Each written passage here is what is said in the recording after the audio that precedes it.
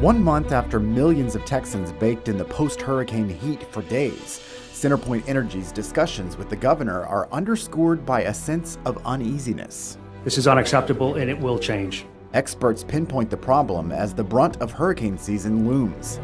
I have to make a judgment, like which one of these people is most likely to be killed or seriously injured in the next 24 hours if I don't file a domestic violence protective order for them. New rules could give low-income Texans more access to legal aid, the change that could be around the corner now that the Texas Supreme Court took action.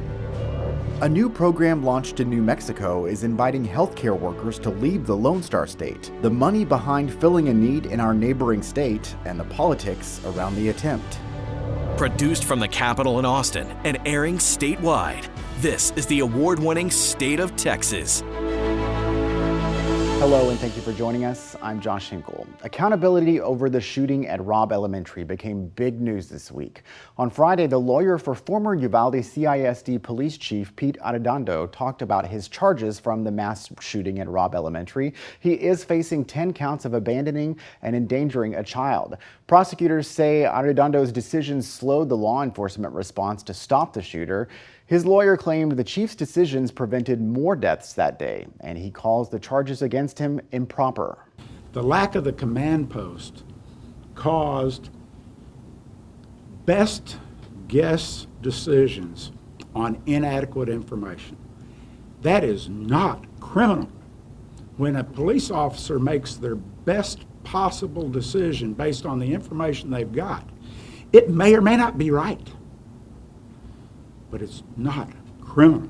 A former school police officer also faces the same charges. The indictments for Arredondo and former officer Adrian Gonzalez are the first charges since the deadly shooting at Robb Elementary 2 years ago. Both men pleaded not guilty. The Texas Department of Public Safety has reinstated a Texas Ranger who was suspended for more than a year over his response to the Robb Elementary School shooting in Uvalde.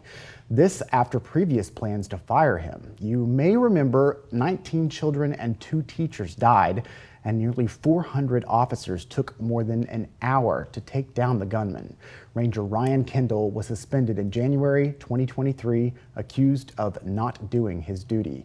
Joining us to give us insight is our Monica Madden. Thank you for being here. Of course, thanks for having me. So can you take us back to the initial reason behind the suspension and why Ranger Kendall is returning now? So you might remember back when we first started seeing some of the investigations open into police officers' actions that day, there were 91 officials from the Department of Public Safety. Texas Rangers falls under that branch. Initially, Kendall was one of the 7 DPS employees who was under investigation for actions that day, and ultimately Director Stephen McCraw of the Department of Public Safety decided that Ranger Kendall did not do his part that day. That was his assumption based on all the facts, and decided to terminate him, but it was pending everything else that we've been waiting on, of course, the completion of the Texas Ranger investigation, as well as whatever the district attorney of Uvalde was going to find. That was pending for more than a year, and we are now at the point where Kendall is back. He's reinstated because of the grand jury's findings that he did not do anything wrong according to all of the evidence that they have reviewed. You spent months investigating Kendall's actions in 2023. What did you find then, and how does it compare to what we saw with the grand jury? My colleague investigator Dalton Huey and I were able to obtain internal documents from the Texas Rangers and the Department of Public Safety that showed incredibly detailed information about Ranger Kendall's actions that day.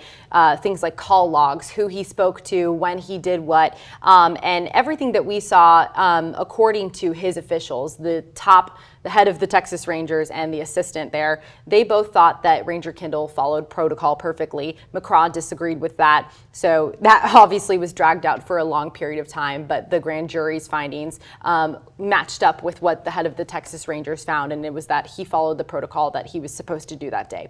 Have you heard from the families in Uvalde about this latest development?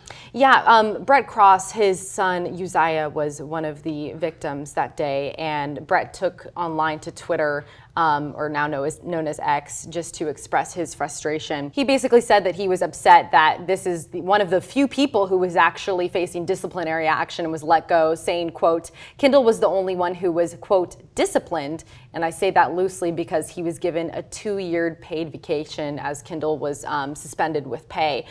So for the families, at the end of the day, the intricacies of police disciplinary action, what standards are they being held to when considering whether they'll face consequences? It's a moot point to these families who lost everything and see a situation where there were 376 exact law enforcement officials who collectively waited 77 minutes before going into the classroom, taking down the gunman, and saving survivors. So for these families, at the end of the day, all of this, they just want to see someone take the fall for all of the failures that happened that day, Josh. All right, Monica, thank you for your coverage. Thank you. A month after Hurricane Beryl, Harris County is still recovering. More than 2 million CenterPoint Energy customers lost power. Some went weeks without electricity. The company has a little over 3 weeks until it has to come up with proposed changes to prevent similar problems the next time a storm hits. That's a deadline Governor Greg Abbott set.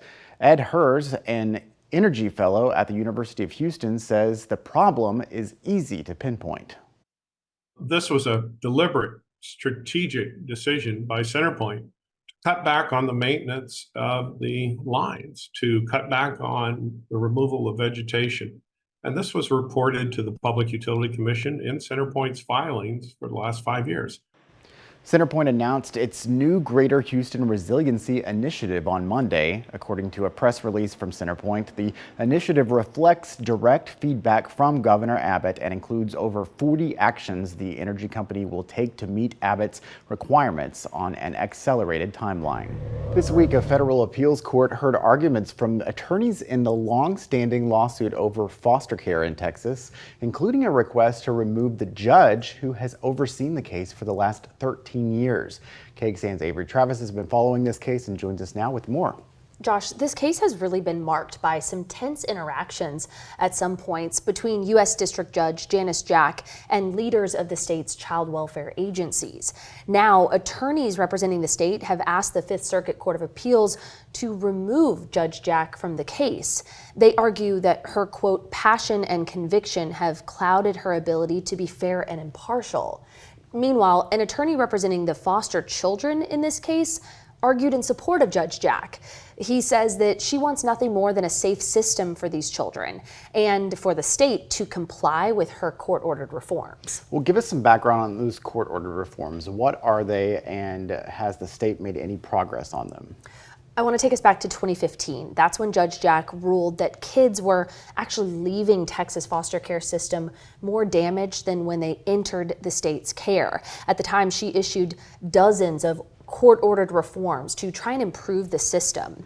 Since then, the judge has actually held the state in contempt of court for failing to follow these orders several times, and that includes her most recent ruling, which ordered the state to pay some hefty daily fines for failing to properly investigate certain claims of abuse and neglect of children in the system.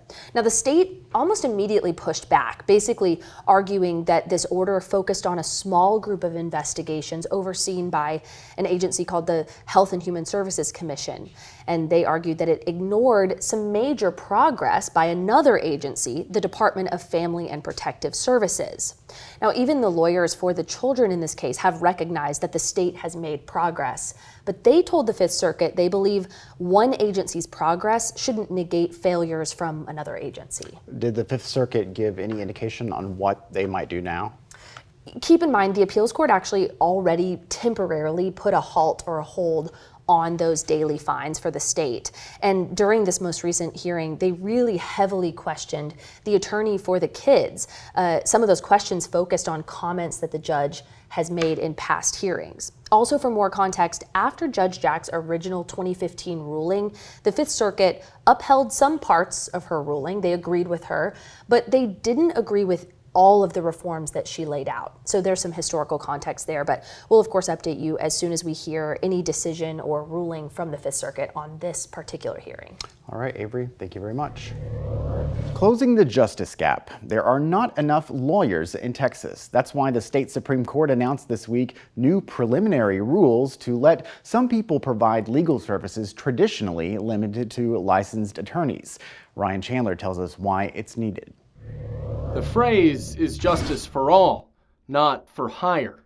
But in Texas, the state's highest civil court worries the right to seek fair justice is a privilege, not a right. The justice gap hurts the integrity of the justice system. According to the Legal Services Corporation, 92% of low-income Americans have unmet legal needs. Simple, everyday legal issues can prove daunting for those who can't afford or find a lawyer. We need to make some structural changes in the way the legal profession operates to help close that justice gap and be sure that low-income Texans have access to quality civil basic legal services. Texas Rio Grande Legal Aid reports 67 Texas counties have just 5 lawyers or fewer. Now the Supreme Court is moving to empower paralegals and court access assistants to step in. It kind of reminds me of the debate over allowing registered nurses to do basic medical care. Maybe they can't perform surgery, but they can do the basic things that a patient may need. Same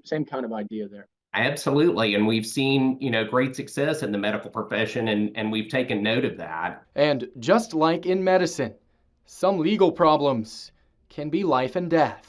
Domestic violence work, for example, often it's like an ER triage system where they have to decide, like, I have so many people asking me for these protective orders that can't afford a lawyer, and I have to make a judgment, like which one of these people is most likely to be killed or seriously injured in the next 24 hours if I don't file a domestic violence protective order for them. And sometimes you guess wrong. The new rules are open for public comment through November 1st and expected to go into effect on December 1st. Ryan Chandler, State of Texas.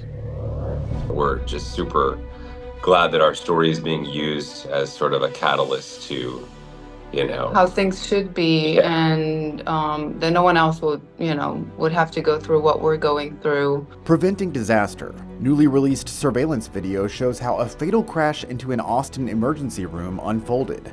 Leaders say it further supports their push for safety. New Mexico leaders are sending out an invite to our doctors and nurses, the campaign targeting Texas healthcare workers to leave the state.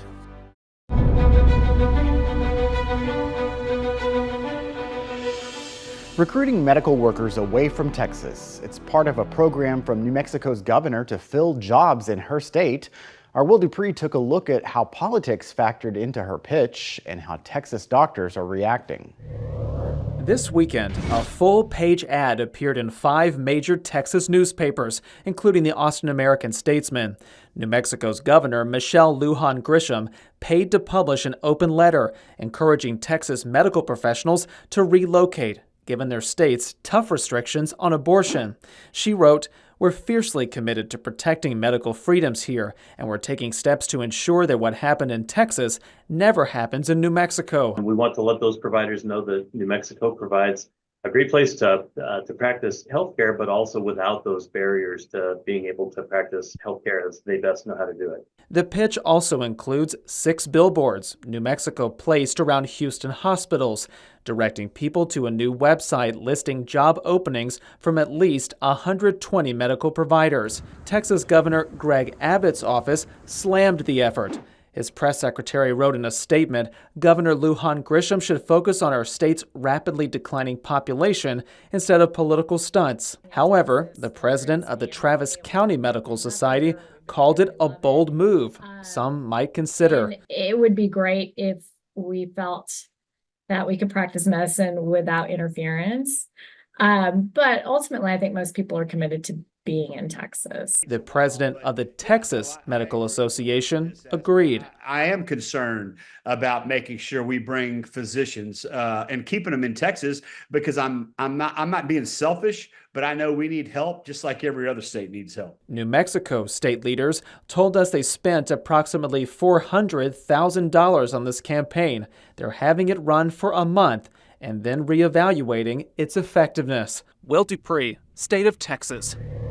So it's entirely possible that we're going to have late-breaking deepfakes before Election Day that show a candidate drunk or saying something racist. An AI election year. Without any federal regulations on deepfake ads, some groups fear people will be misled before heading to the voting booth. The pressure on Capitol Hill to keep people informed.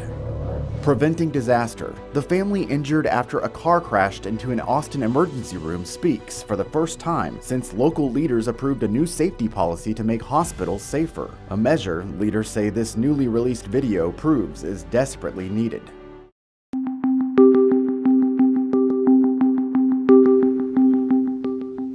The video is hard to watch, but we think it's important you and policymakers do, especially as other cities and at least one state senator consider hospital security measures.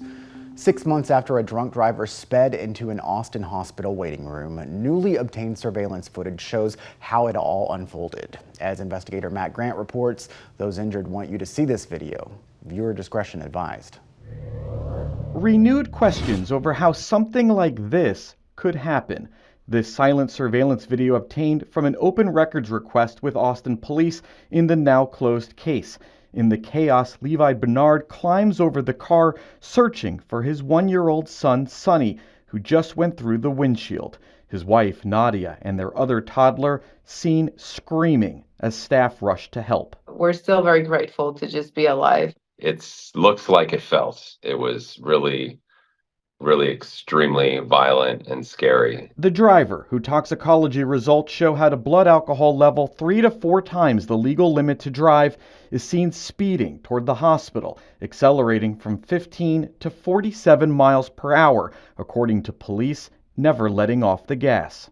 Any doubt in your mind that if there were bollards there in the first place, that this accident would have happened? It is a 100% engineering probability that bollards would have stopped this car and nobody would have been hurt. From this angle, you can see just how close other patients came to being run over during the February crash that killed the driver and injured 5. This footage now evidence in a $1 million lawsuit against St. David's for not having security bollards. It installed a dozen after the crash. Why they waited until afterwards is a question only St. David's will be able to answer, and we are going to get that answer. The awareness generated from your experience is driving significant positive change in your community to prevent such tragedies from occurring again. 3 weeks ago, Austin City Council member Mackenzie Kelly publicly credited the Bernard story told in a KXAN investigation, which found more than 300 crashes involving hospitals nationwide in the past decade, for inspiring her resolution requiring crash-rated security barriers at new hospitals in Austin. What do you think about the impact that your story has had here in Austin and elsewhere? It's unfortunate that the bullets weren't there when this happened to us, but we're just super glad that our story is being used as sort of a catalyst to, how things should be, and that no one else would have to go through what we're going through. Councilmember Kelly this week reacting to the surveillance video, telling us, "There is no doubt in my mind that improving hospital safety standards in Austin was the right thing to do. First responders and citizens alike have reached out with appreciation, and we all wish something like this had been implemented sooner." A final vote on a hospital bollard requirement will happen sometime in October. At Austin City Hall, Matt Grant, State of Texas. We attempted to reach the family of the driver who was killed but did not hear back. In a statement, St. David's asked us not to air the videos, even with faces blurred, citing concerns over patient and employee privacy. The city attorney who released the videos to us said they're evidence and now public record in a closed police case. We have ensured any identities beyond the Bernard family have been concealed. Catch up on our complete coverage online in this week's State of Texas story. An AI election year. The technology is being used to impersonate presidential candidates ahead of the election. Lawmakers lay out a plan to keep disinformation from spreading ahead of November.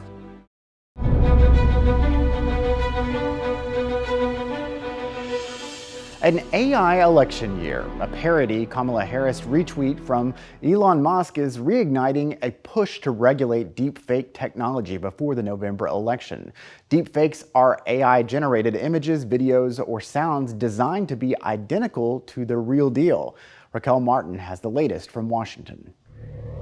The U.S. is hurtling toward a consequential presidential election without federal regulation on deceptive deepfakes in political ads. I'm not sure there's the political dynamic that's going to get this thing across the finish line. For months now, Robert Weissman with Public Citizen has pushed the federal government to ban political deepfake images, videos, or voiceovers, which are increasingly harder to detect. So it's entirely possible that we're going to have late-breaking deepfakes before Election Day that show a candidate drunk or saying something racist or behaving in an outrageous way when they never did any of those things. The Federal Communications Commission is racing to finalize a rule mandating all TV and radio political ads made with AI include a disclaimer. You're up against a tight timeline now, though. Nearly 24 states already passed bills to clamp down on AI-generated images. However, federal legislation remains stalled. I object. Citing First Amendment concerns, last week Senate Republicans blocked 2 bipartisan bills, one to ban deepfakes in political ads, another to label political ads that use AI, like the parody video recently shared by ex-CEO Elon Musk. The video uses AI to impersonate the voice of Democratic presidential candidate Kamala Harris. There was no disclaimer. I just think it's outrageous if we let this continue. Democratic Senator Amy Klobuchar is promising to keep up the pressure once lawmakers return to Washington this fall. In Washington, Raquel Martin. Thank you again for joining us for State of Texas. I'm Josh Hinkle, and we'll be back next week to bring you an in-depth look at Texas politics.